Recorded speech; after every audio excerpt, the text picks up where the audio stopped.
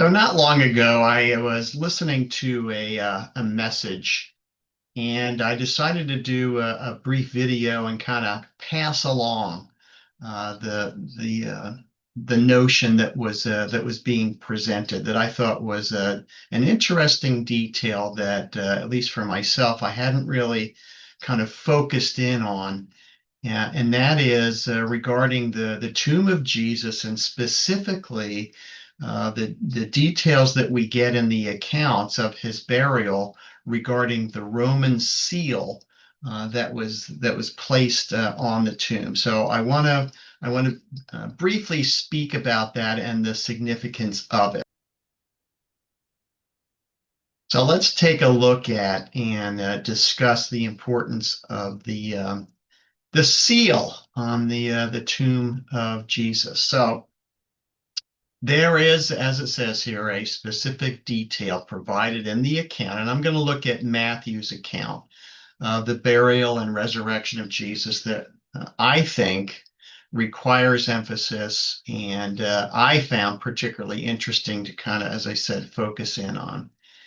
So after the crucifixion, the family, and that includes Joseph of Arimathea, asks Pilate for the body. And Jesus is buried, as we are told, in a tomb that is provided by Joseph of Arimathea. We are told that Joseph is a wealthy man, and tradition confirms this. And the tomb is described as one that was actually chiseled out of rock.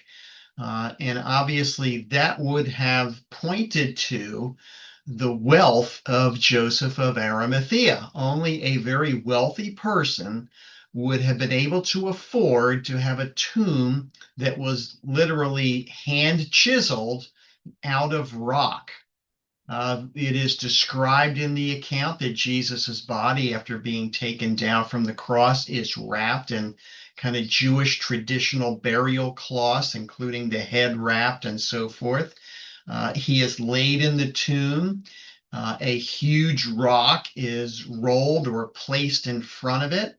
And then it describes this Roman seal being placed on the tomb. So let's actually just quickly take a look at the account from the Gospel of Matthew. This is from chapter 27, starting in, as you can see, verse 57. When it was evening, there came a rich man from Arimathea named Joseph, who himself had also become a disciple of Jesus. This man went to Pilate and asked for the body of Jesus. Again, Joseph was a member of the Sanhedrin, a very prominent man in the society. And so his request to Pilate would have carried a lot of weight, much more than if, say, Mary, the mother of Jesus, or somebody else had gone and asked for the body. It would have been much less likely that Pilate would have granted the request. The fact that Joseph of Arimathea does it carried a lot of weight. Then Pilate ordered it to be given to him, and Joseph took the body and wrapped it in a clean linen cloth and laid it in his own new tomb, which he had really hewn out in the rock. And he rolled a large stone against the entrance. And again, it says he did this, he did that. Obviously, there were a team of people that were doing this. He rolled a large stone against the entrance of the tomb and went away. And Mary Magdalene was there, and the other Mary sitting opposite the grave. So they're watching all this going on. One of the important things about this is Mary, that these two Marys, as well as others, knew exactly where the tomb of Jesus was. Why is that important? Because there are some who say that the reason a resurrection was claimed is because on the third morning they went to the wrong tomb. Well, no, they knew exactly where the tomb was. So let's go on. Verse 62, now on the next day, would have been Saturday, the day after the preparation, the chief priests and the Pharisees gathered together with Pilate and said, Sir, we remember that when he was still alive, That deceiver said, after 3 days, I am to rise again. Therefore, give orders for the grave to be made secure until the third day. Otherwise, his disciples may come and steal him away and say to the people, he has risen from the dead. And the last deception will be worse than the first. It'll be worse than what he's already done, basically. Pilate said to them, you have a guard. Go make it as secure as you know how. And they went and made the grave secure. And along with the guard, they set a seal on the stone. So they had access to Roman guards. Now, this is what Pilate had given them. And so he said to them, go ahead, make it as secure as you want and put a seal on it. And we're going to talk in a second about what that meant, putting a seal on it. So what is a Roman seal and what's the significance of it? Well, typically it was some kind of a soft, often clay that was malleable, pliable, and they would put it on the tomb, and then they would stamp it with an imperial insignia of either the governor or the emperor. And what that does is basically label that as imperial or Roman territory, a Roman property. This was not a Jewish tomb anymore. This was Roman property.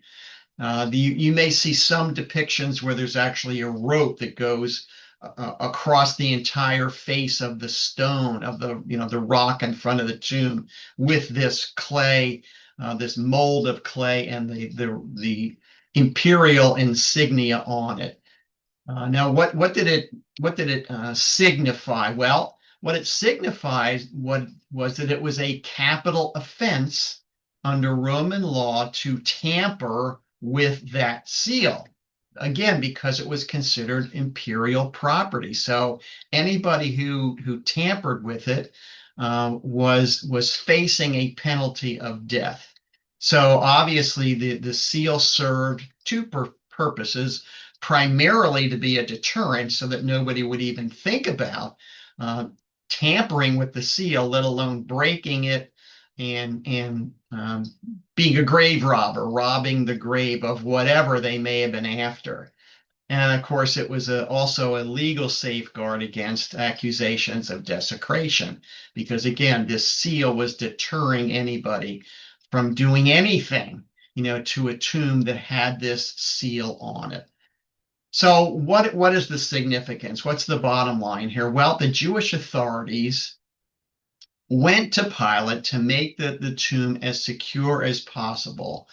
They, along with the Romans. And so the idea of the heavy stone, which some estimate was probably in the neighborhood of 2 tons in weight, the Roman seal, that clay with the insignia, designating it being imperial, Roman imperial property, with a death sentence awaiting anybody who tried to tamper with it or break it or whatever. And then finally, the guard being put in place. And again, the penalty to the guard for just falling asleep on duty, let alone allowing anybody to desecrate or tamper with the seal. The penalty for simply falling asleep on duty was death to the guard. And in fact, of course, there would have been more than just one soldier there. The guard would have been several, two, maybe three or four Roman soldiers would have comprised this guard. And if any one of them fell asleep, they could all be put to death. As a matter of fact, there are accounts of Roman soldiers being on guard, and one of them starts to get drowsy, nodding, whatever. And of course, they would wear kind of this almost like a skirt type of apparatus that was maybe leather and cloth, and other soldiers would light it on fire to wake them up. So it was very, very important, and they knew that they were not to fall asleep on duty. Well, let's read Matthew 28, verses 11 to 15. Now, while they were on their way, now this is after the resurrection, the guard is going back inside the city. Now, while they were on their way, some of the guard came into the city and reported to the chief priests all that had happened. Again, these are Roman guards that had been deployed there by the Jewish authorities because they were the ones who were so afraid of the claim of a resurrection, let alone an actual resurrection. Some of the guard came into the city, reported to the chief priests all that had happened, and when they had assembled with the elders, these are the Jewish authorities, and consulted together, they gave a large sum of money to those soldiers and said, "You are to say, his disciples came by night and stole him away while we were asleep. And if this should come to the governor's ears, because again, this was a penalty of death if they really did fall asleep, we will win him over and keep you out of trouble." And they took the money and did as they had been instructed. And this story was widely spread among the Jews and is to this day.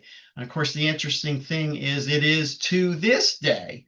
That this is one of the things that if you did a man on the street canvassing of people, how do you explain the empty tomb of Jesus? There would be a percentage that would say, well, I think the disciples stole the body and for whatever reason then went around town proclaiming he had been resurrected. Now, of course, the irony of this story and would be that, of course, the entire design of how and why they secured the tomb was to prevent that very thing. So let's just summarize real quickly. The Jewish religious leaders obviously feared a resurrection story. They were jealous of Jesus because he was obviously pulling authority over them while he was alive. Needless to say, if a resurrected Jesus, came around, it would completely undermine their authority. And so obviously they were dead set to do whatever they could to prevent even the hint of a resurrection story occurring. Obviously, they didn't believe one would actually happen, but they were afraid that if somehow the body were stolen, that it could be claimed. Now, Pontius Pilate, his only concern was preventing civil unrest. He wanted to keep the peace. And so basically, as we read in the account, he said, look, you do whatever you want. You make that tomb as secure as you want. You can put a Roman seal on it with my insignia or the Roman emperor's insignia on it. Take a guard with you. You make that tomb as secure as you know how, as secure as you want to. And so all these security precautions were designed to preclude the followers of Jesus, or really anyone else for that matter, from taking the body for whatever reason, whether they were just simple grave robbers or whether these were followers of Jesus who were going to steal the body and make a claim of a resurrection. So all these precautions were to avoid that, prevent that, preclude that. The fact is that the seal's presence, the fact that it was sealed like that, the fact that it was guarded like that, the fact that it had a 2-ton stone in front of it, and so forth, highlights, points to the miraculous nature of the resurrection, in fact. The stone, this 2-ton stone, was rolled away. The tomb was opened without actually breaking the seal, and despite the presence of these guards, again, under penalty of death, should they actually fall asleep. And by the way, if they fell asleep, how would they even know who stole the body? And by the way, the question becomes that how did Matthew come to know these details about this conversation between the soldiers and the Jewish leaders and so forth? Well, remember Matthew's origins, so to speak. Where did he come from? How did he become a disciple? He was a tax collector. The tax collectors obviously were working with the Romans. So Matthew had Roman connections. And so he could have had access to inside information. if the tomb had not been secure, and this is really kind of one of the key points that I wanted to make.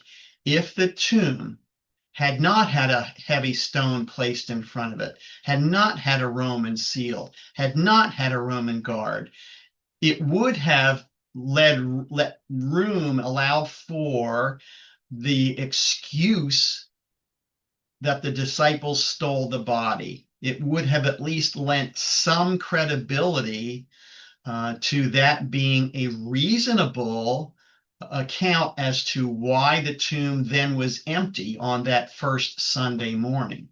But the fact that it was secured with a 2-ton stone, with a Roman seal, with a Roman guard, uh, that points to the fact that the body was not stolen, because that's what all those precautions were there to prevent.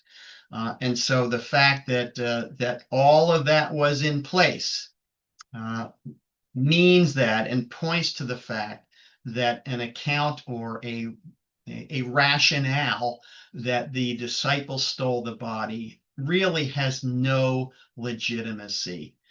And really the fact is, by the way, that the stone was rolled away, not to let Jesus out, but obviously to let everyone else, the world in, to see that the body was no longer there. And the reason the body was no longer there is not because someone somehow overpowered the guard, or somehow snuck in behind their backs, or was not able to get into that tomb despite all those precautions. No, this was a supernatural resurrection.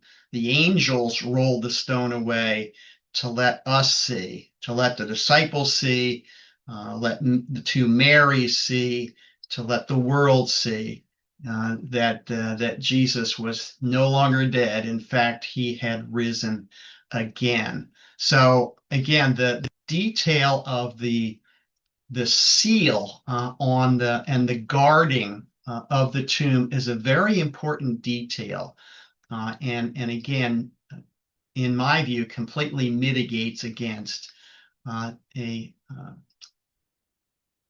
a story which has been told for 2 millennia, and that is that the disciples stole the body. Now, of course, there are others now um, who would say, yeah, it's true that it's not believable that the disciples stole the body, but maybe they all hallucinated, or again, all maybe they went to the wrong tomb, or maybe the Romans or the Jews moved the body somewhere between Friday and Sunday.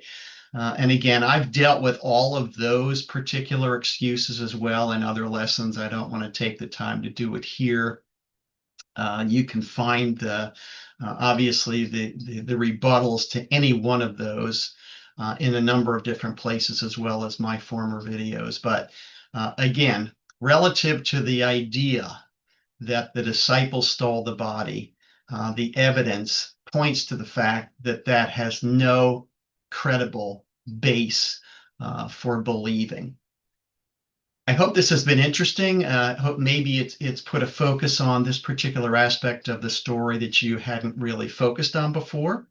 But the bottom line is he is risen.